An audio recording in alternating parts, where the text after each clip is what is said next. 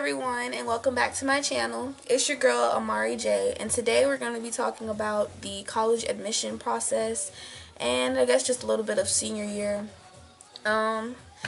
This year of school has definitely been one of the hardest years I've been in high school, and I thought it was going to be the funnest year, but it's been very stressful just for me. And watching these videos, I haven't been able to find anyone that was in my situation or anything similar. At least I feel like people don't really put it out there. So hopefully I can help anyone that finds herself in my situation next year or any year beyond that. I'm just going to start out with like telling y'all my stats, like basically what kind of student I am. Through high school, I've earned about 50 hours of community service. I was a part of the National Honor Society, the ViStar internship, which is a bank that is local in my area, and I also was a part of student government. In student government, I was junior class president. So those are just some things I was involved in club-wise. Sports goes, as far as sports goes, I played soccer for 3 out of my 4 years, and I was on varsity, and then I played flag football all 4 years, and I'm on varsity for that too. So I am pretty well-rounded, and I try to get involved in a lot of things at my school. I am considered to be top 10% of my class. I think I'm about number 30 out of 400 and something kids. My GPA is 3.6 unweighted and about a 3.8 weighted. And this year I applied to 10 schools. So, yeah, 10 schools. I got accepted to 4 of those schools, waitlisted to 2 of those schools, and I didn't get accepted to 4 of them. So I applied to 2 private schools, 8 public schools, and 4 HBCUs. The schools I got accepted to were UNF, University of North Florida, FAMU, Florida Agricultural Mechanical University, Howard University, and Spelman College. The schools that waitlisted me were University of Miami and University of Central Florida. And I got denied from Florida State University, University of Florida, University of South Florida, and Florida Atlantic University. Not Florida Atlantic, Florida International University. So with all of that, I would say the process of applying to school was very tedious. I started about in the summer of my junior year, and that's when I applied to my local school, which is University of North Florida. And it had a program where you could apply, and if you applied at a certain time, you could get accepted early. So I got my acceptance pretty early on in the University of North Florida. It's a pretty good school, but for me, I just feel like I did not want to be here, if that makes sense. I don't want to stay where I currently am, but that's one acceptance. And I'll put all the stats and stuff on this side so you guys can see a little bit more about it. About September time, I got my acceptance to FAMU, and they didn't really send like a booklet or anything. They just sent this in a letter. So yeah, got accepted to the Rattler fam. FAMU is a really good school too. It's just wasn't one of my top choices. So the day after Christmas, I found out I was accepted to the Spelman College. So yes, but Spelman is tripping. Like Spelman was tripping. They really tried to whip my financial aid, and I did not realize this is just ridiculous. Like, Spelman, help a sister out if you really want me to go there, and send me more financial aid than what you sent me, because that is just pitiful. What did I see? Well, I received the email in December before I received this, but I didn't get my letter until like a week ago. So this is my Howard booklet. Howard. Yeah. So I got accepted to Howard, and this right now is my number 1, but it's just super expensive. Like, I don't know if I just don't know. I don't know what I should do. I don't know if I should follow my heart or if I should be thinking with my head in this situation. But Howard is definitely my top choice school right now, despite all the things that I hear that's going on with it. It's just a very good school, and I would love to be part of that family. I'm going to tour it, so if y'all want a vlog of that to see it, I can definitely vlog when I go to see Howard, and I can put it up there for y'all. My 4 acceptances. Now am I waitlisted. University of Miami was my dream school from the beginning. Like, ever since I moved to Florida, that was where I wanted to go to school. That's where I wanted to live.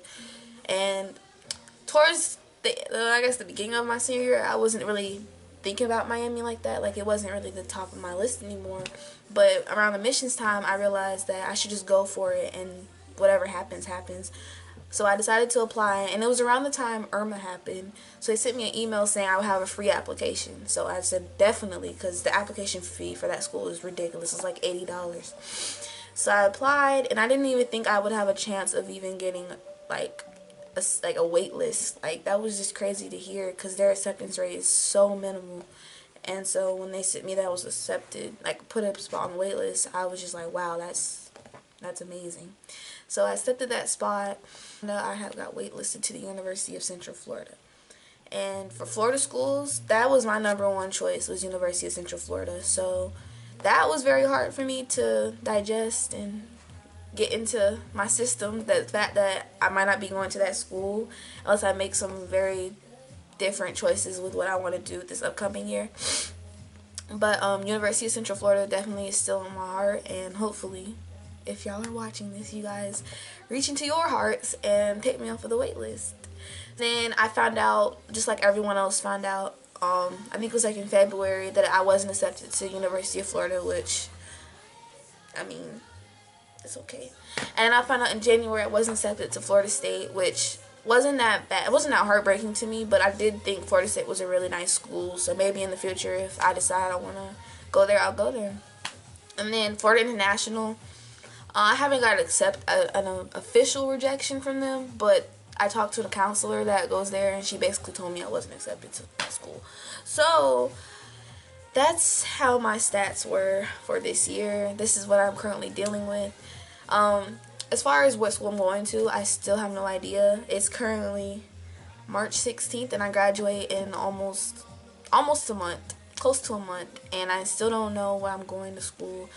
My other options right at this current time would be to stay and do what I'm currently doing, which I'm an early admission student at our local community college. So I go take classes there instead of my high school, and I could just stay doing that for like another 2 semesters and then transfer to whatever school I want. But that's not exactly what I planned and wanted for my, I guess, after high school experience. I wanted to be able to go off to school like everyone else, but I have to realize I can't be like everyone else, and my path's going to be different than everyone else's paths. So hopefully I will get a sign sent to me to know what to do. Yeah, like I said, I'm going to Howard, and if it wins me over, then it wins me over. So we'll see. Now we're going to move into a portion of this video where I'm going to try to give you all tips of what you should do for when you're a senior and how you should plan out your senior year. My first and #1 tip is to take your test early. I started taking my test in sophomore year. I just wanted to see how I would do, and I took the test, the ACT test, 4 times. 4 times. I got a score of a 17, then I got a 20, and then I got a 21, and then I got a 22. So the highest I could get on that test was a 22, which is really why I feel like I've been struggling this year with like getting into schools and where I want to go. It's mostly because of my test scores. So I don't know, some people are better test takers than others, but I would say start early and take the test as many times as you can. If I could take the test again, I would. But unfortunately, it's too late in the game for me to even do that right now. Definitely find ways to study, find tutors, find things that will help you get the resources you need, because that test is very important. It definitely, I feel like, makes or breaks your college choices and where you can go off to school after you graduate. My next tip is to tour schools, like just tour schools. I toured almost every school that I applied to. I did not tour Howard. I did not tour UCF, but I have drove around UCF because I live here in Florida, so I've seen the campus and it's very nice. But as far as Howard goes, it's in DC, so I didn't want to go tour a school that I didn't know if I was going to actually be accepted to, which is why I'm going to tour it now. But I just feel like touring is a very big role in what school you're going to go to, like by far. I went to tour schools and I was like, If a school's not giving you that vibe when you go tour it, it's obviously not the school that you need or want to go to. Just telling you that much. And it helps you cut down your list. I would say by the end, and this is the third tip, by the end of your junior year, you need to have a list of schools that you want to go to or considering applying to. I originally was only going to apply to about 4 or 5 schools, but the last ones were just kind of like, let's see what happens type thing. And so I applied to 10, and if it wasn't for me applying to 10, who knows what would have happened. Who knows? So I really recommend compiling a list of schools that you want to apply to, and make sure they're private, unprivate, all girls, military, doesn't matter. Just apply to all different varieties of schools. If I could, I would apply to more out-of-state schools, because I feel like there's schools now that are out of state that I feel like I should have applied to, but it's, you know, it's too late for that.